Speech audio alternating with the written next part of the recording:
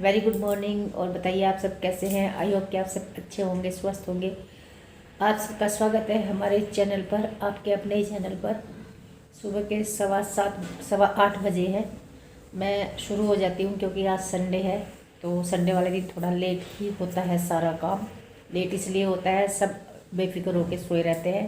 किसी को जल्दी नहीं होती, ना ब्रेकफास्ट बनाने की, ना किसी के टिफ़िन तैयार करने की, ना कुछ। तो हमारी मशीन ख़राब हो रही है, हो रखी है। सबसे बड़ी प्रॉब्लम ये है, यूनिफॉर्म के कपड़े तो एटलीस्ट धोने ही धोने हैं। तो ये संडे का दिन था कल का, और यहाँ पर मैं मॉर्निंग रूटीन के लिए रेडी हो गई हूँ। यहाँ पर मैं घर की क्लीनिंग कर रही हूँ, और आप देखेंगे काफ़ी डीप क्लीनिंग करती हूँ आजकल मैं। आजकल मुझे ये थोड़ा सा सफाई का जो एक नशा है वो चढ़ा हुआ है। पता नहीं कब उतरेगा, उतरेगा कि नहीं उतरेगा ये मुझे नहीं पता। बस वो है कि घर में मेहनत की है, तो मैं सोच रही हूँ कि कम से कम कुछ दिन तो इस मेहनत को हम बरकरार रखें, बस वो वाली बात है, बाकी कुछ नहीं। और वीडियो के एंड तक बने रहिएगा। इस वीडियो के एंड तक, एंड में क्या, बीच में मैं आपसे बहुत ही ज़रूरी बात करने वाली हूँ। बहुत ज़रूरी बात है। कुछ लोगों को जवाब देना ज़रूरी हो जाता है। हम जितना चुप रहते हैं, लोग हमें कमज़ोर समझ लेते हैं, और जब कमज़ोर समझ लेते हैं तो वो बिल्कुल फ्री हो जाते हैं कि हम कुछ भी कहें उधर से कोई जवाब नहीं आएगा। तो मेरे साथ यही रहा है। मुझे एक साइड से नहीं, मुझे दोनों साइड से मेरे पर प्रहार होते रहे हैं, और मैं चुपचाप सहती रही हूँ, सहन करती रही हूँ। मैंने कभी भी किसी से पूछा ही नहीं आमने सामने होकर कि मुझे ऐसा क्यों कहा गया, मेरे पर ये आरोप क्यों लगा। तो ये वाली बात है। और लेकिन अब क्या करूँ, अब मेरा बहुत मतलब कमज़ोर बहुत हो गई हूँ अंदर से, बीमारियों के कारण कह लो या कैसे भी, अब मुझसे बर्दाश्त ही नहीं होता। अब मैं बहुत ही मतलब अंदर से टूट जाती हूँ तुरंत, जैसे ही मैं कोई बात सुनती हूँ, और बस रोने लगती हूँ। ये होता है मेरे साथ। तो कुछ बातों का जवाब तो मैं दे भी सकती हूँ, सारी बातों का तो नहीं दे सकती, क्योंकि सारी बातें तो कहने के लायक भी नहीं है। जो जो मुझे कही जाती है वो बातें मतलब जबान पे लाने के लायक भी नहीं है। तो कुछ बातों का मैं दे सकती हूँ, और इन्हीं बातों से आहत होकर मैं कुछ लिखती भी रहती हूँ। पंक्तियाँ जो निकलती हैं कुछ तो वो अंदर से निकलती हैं, तो उनमें हकीकत होती है मेरी लाइफ से जुड़ी हुई। और कुछ जो होती है कविताएं मेरी, वो तो सभी को पता है, जो राष्ट्र के प्रति होती है समर्पित। तो ऐसी 4 पंक्तियाँ मैंने लिखी थी, अभी लिखी थी, उन्हीं बातों से आहत होकर वो मैं सुना रही हूँ। नहीं कहनी थी जो मुझको जुबां पर क्यों वो बात आई, नहीं कहनी थी जो मुझको जुबां पर क्यों वो बात आई। गुजारूंगी इसे हंसकर अभी जो गम की रात आई, गुजारूंगी इसे हंसकर अभी जो गम की रात आई। तेरे और मेरे जीवन में रहा बस फर्क इतना सा, तेरे और मेरे जीवन में रहा बस फर्क इतना सा। तेरे हिस्से में जीत आई, मेरे हिस्से में मात आई, तेरे हिस्से में जीत आई, मेरे हिस्से में मात आई। ये सच है कि वो लोग अपनी किस्मत पर इतरा रहे हैं, उन्हें सब कुछ मिल गया है, शायद बिना मांगे मिल गया, शायद बगैर कुछ किए धरे मिल गया। और मैंने बहुत कुछ किया और मुझे उसका फल नहीं मिला। और या मैं कह सकती हूँ कि मेरी किस्मत ने मेरा साथ नहीं दिया। और मैं ये भी नहीं कह सकती इतना भी किस्मत बेकार नहीं है। मेरे सर पे जो ये छत है, ये मेरी मेहनत का फल है। मेरे बच्चे जो आज बिल्कुल सही राह पर चल रहे हैं, ये मेरे किन्हीं पुण्यों का फल है, जो मैंने कुछ अच्छे कर्म किए होंगे। तो ऐसा भी नहीं है कि कुछ नहीं मिला, पर फिर भी वो लोग अपनी किस्मत पर इतराते हैं, तो इतराने देती हूँ उनको, और क्या कहूँ। कुछ और पंक्तियाँ सुनाती हूँ। सुरीला राग है तेरा मगर किस्से निराले हैं, सुरीला राग है तेरा मगर किस्से निराले हैं। बता ए जिंदगी मुझ पर ही क्यों पत्थर उछाले हैं। नहीं है फर्क झोली में मेरी हो पुष्प या कांटे, नहीं है फर्क झोली में मेरी हो पुष्प या कांटे। जिया है दर्द को मैंने हमेशा गम संभाले हैं, जिया है दर्द को मैंने हमेशा गम संभाले हैं।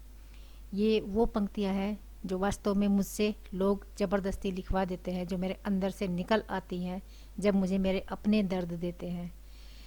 गैरों के दर्द, गैरों को तो पता भी नहीं होता कि हम किससे आहत होते हैं, अपनों को ही पता होता है कि हमें दर्द किस बात से होता है। तो बस आगे आप मिलिए मुझसे, रूबरू होती हूँ आपसे। 1:15 है, और मैं जब से लगी हुई, अब तक लगी हुई हूँ। खैर क्लीनिंग का काम तो ख़त्म हो गया था, उसके बाद मैं लग गई थी इस वाले प्रोजेक्ट में। ये आपने कल भी देखा था, ये मैं कैप बना रही हूँ, एक बेबी कैप। और इस तरह की प्रोजेक्ट जब बनाते हैं, उसकी जब वीडियो बनाते हैं, स्टेप बाय स्टेप वीडियो चलती है। जैसे जैसे हम आगे आगे बढ़ते जाते हैं तो वैसे वैसे मेन पार्ट की हम वीडियो बनाते जाते हैं। तो आज मैंने ये लगभग ख़त्म ही कर दी, बस थोड़ा सा रह गया। ये रह गई एक पट्टी बनानी, डोरी बनानी, सॉरी। तो अभी दिखाती हूँ आपको।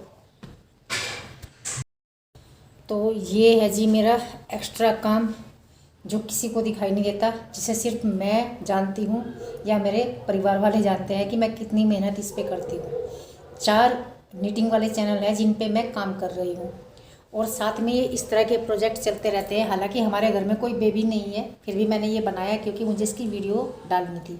अब मैं इसे गिफ्ट कर दूँगी किसी को, इसके साथ मैं सॉक्स भी बना दूँगी, बूटीज़ बना दूँगी, तो ये सेट हो जाएगा। हो सकता है स्वेटर भी बना दूँ, तो ये पूरा ही सेट हो जाएगा।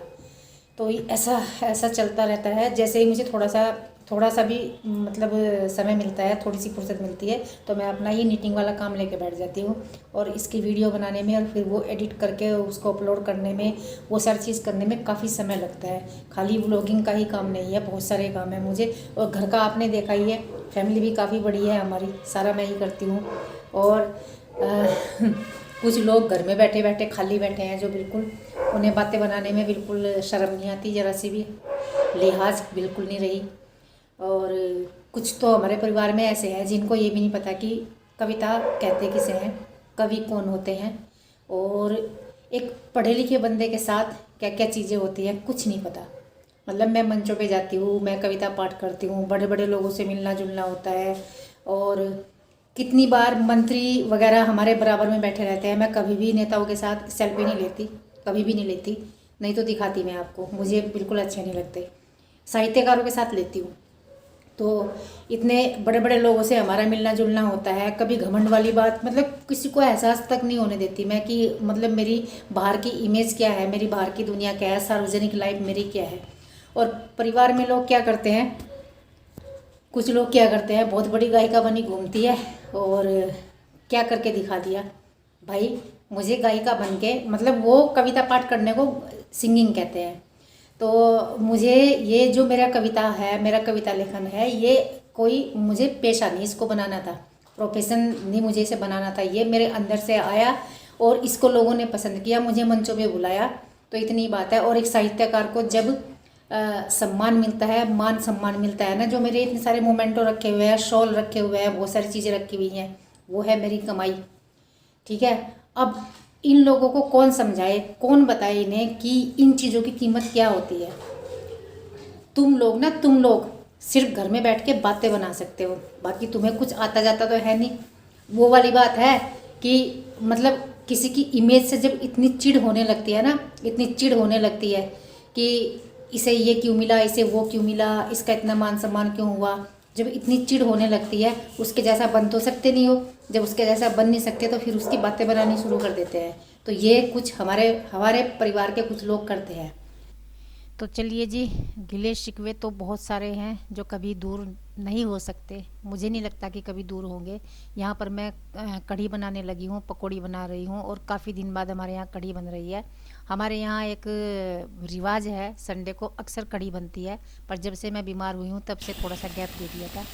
तो ये कढ़ी बन रही है, और कढ़ी बनने के बाद फिर हम खाएंगे, और शायद इस वीडियो का एंड भी वहीं हो जाएगा। इस वीडियो में आपको मेरी कौन सी बात गलत लगी और कौन सी बात अच्छी लगी आप बताना ज़रूर। और यहाँ पर जो मैंने पकौड़ियाँ बनाई हैं उनको मैं इसी तरीके से बनाती हूँ, बहुत पतला इसका बैटर बनाती हूँ। तो ये पकौड़ियाँ बहुत नरम बनती हैं और चपटी सी बनती हैं, मुझे यही अच्छी लगती है। पकौड़ियाँ बन गई हैं। यहाँ पर कढ़ी मैं छोंक रही हूँ। मैं कढ़ी में साबुत मिर्च और साबुत धनिया और क्या बोलते हैं मेथी दाना, लहसुन और प्याज इस तरह से डालती हूँ सारी चीज़ें। जीरा बिल्कुल नहीं डालते हम कढ़ी में, और धनिया भी दरदरा सा करके डालते हैं। और उसके बाद मैं इसमें कढ़ी का घोल डाल दूँगी और कढ़ी हमारी तैयार हो जाएगी। उसको पकाना होता है धीमी आंच पे, बहुत पकाती हूँ मैं उस, और पकाने के बाद फिर कढ़ी को धीमी आंच पे फिर कढ़ी को पकाना होता है। और उसके बाद जब पक जाती है पूरी, तब मैं उसमें पकौड़ी डालती हूँ और 2 मिनट पकाती हूँ। फिर उसके बाद पकौड़ी डालने के बाद, तो इस तरह से ये पकौड़ी जो होती है बहुत नरम बनती हैं, एकदम से कुरकुरी बनती हैं जैसे इसे कढ़ी में डालते हैं इन्हें, और ये बहुत ही नरम हो जाती हैं। इनमें जो छेद छेद नज़र आ रहे थे, ये इसीलिए नज़र आ रहे थे कि बहुत पतले बैटर की बनी है। और यहाँ पर हम खाना खा रहे हैं, आप लोग भी आ जाइए। प्रिंसी नहाने जा रखी थी उस समय और मुनमुन अपने रूम में खा रही थी।